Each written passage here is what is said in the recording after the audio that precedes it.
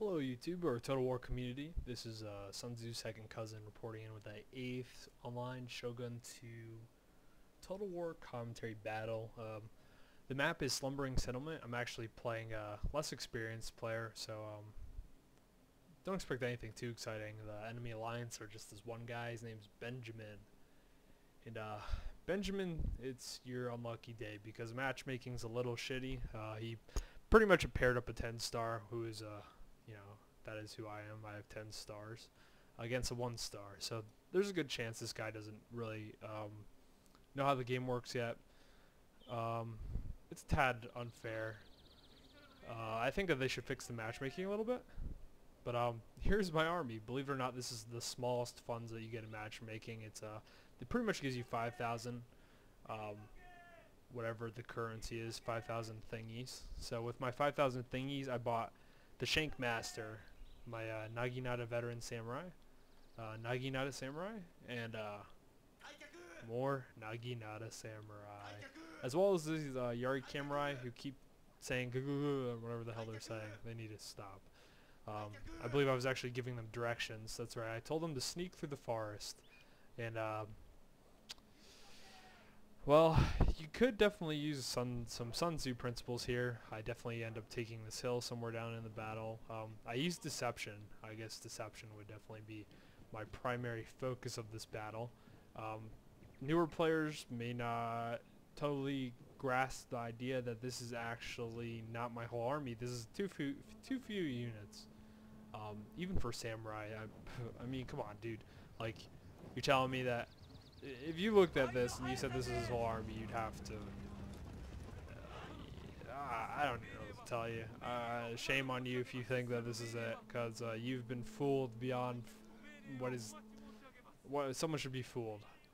So my plan is actually to try. I mean, this map's cool. I've actually lost 2 strategies just like this one, which is what kind of gave me the idea to do this. People will stick whole units of cav and go for your general along this forest. And my opponent, I'm very articulate with how I sneak these units. I set a pathway. They go the whole way around this map towards this battle. You know, part of me was kind of wishing that he would just make some sort of attack, but like most Total War players, they camp. So I am actually being the aggressor. I'm just a slow aggressor. And actually, I thought this was funny. There's actually a whole unit of bow samurai right here. Yeah. See that tree they're hiding behind? Cool, huh? Yeah. You think those guys would be hidden? No. Okay, so what he took? He took 3 units of bow samurai, so he's not entirely new. He's apparently claimed some sort of land on the mini-map. And there's my unit Yari Cav sneaking around. My Naginata. They're a little slower than the Yari Cav, so they're going to take a while. And then he has Yari Samurai, Yari Samurai, Yari Samurai, and Avatar's bodyguard. So the Yari Samurai are not very good at killing Naginata, and I could have just easily, don't get me wrong, I could have just very easily sent in my whole army, charged in, killed him. He doesn't have a build that can combat my experience as well as my army. He just doesn't. It's that simple. But I guess this, comes into the principle of Sun Tzu, using the least amount of warriors, troops, supplies, anything as possible.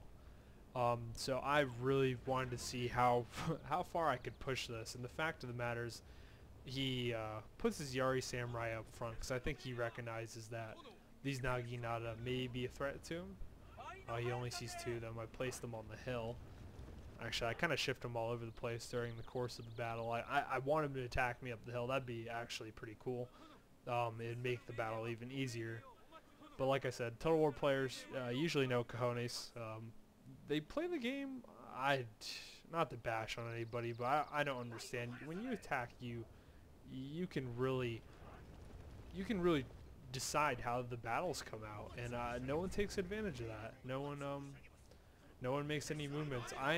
You see all these movements he's making? He is making these movements because I have put these units on this hill.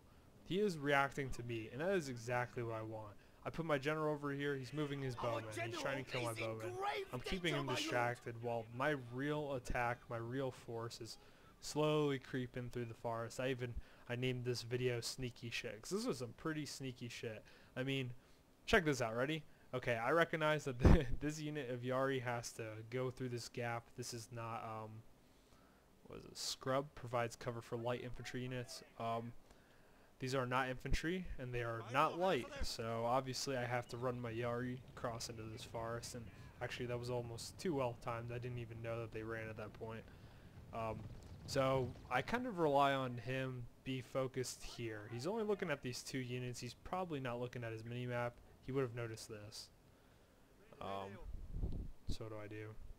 Actually, I think I screwed up here. Well, when I get to about right here, so start walking him again through the forest. Gonna get to his general. So his general's about to get completely. There's no nice way of saying this. He's about to get totally fucked. So I'm not even gonna hold back my language, because that is exactly what happens. And I've moved my Naginata. He's constantly moving to my movement, and this is exactly what I want. He's just shifting his lines to whatever I want them to be. I want him to face me more this way, because I have my Naginata who have decided to make a heroic charge. Look at him go. Check this shit out. Slow charge. And there goes my Yari, causing a ruckus. And his general never saw this coming. Not even remotely. And his bow samurai are in the back. And this is called using your resources to your best. Because what I do is I hit his bowman. So now the frontal attack is almost completely free of taking any sort of fire.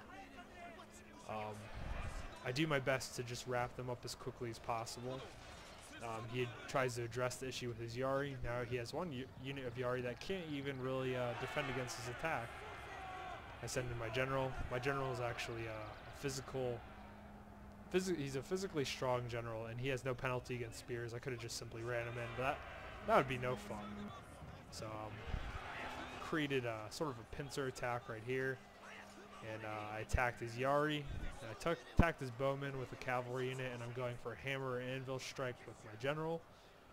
All in half of an anvil hammer strike with my general. And if I'm correct, I lost about 70 units.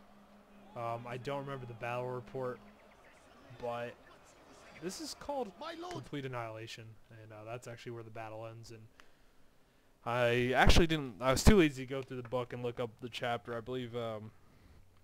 Is there a chapter called Deception? I don't think so.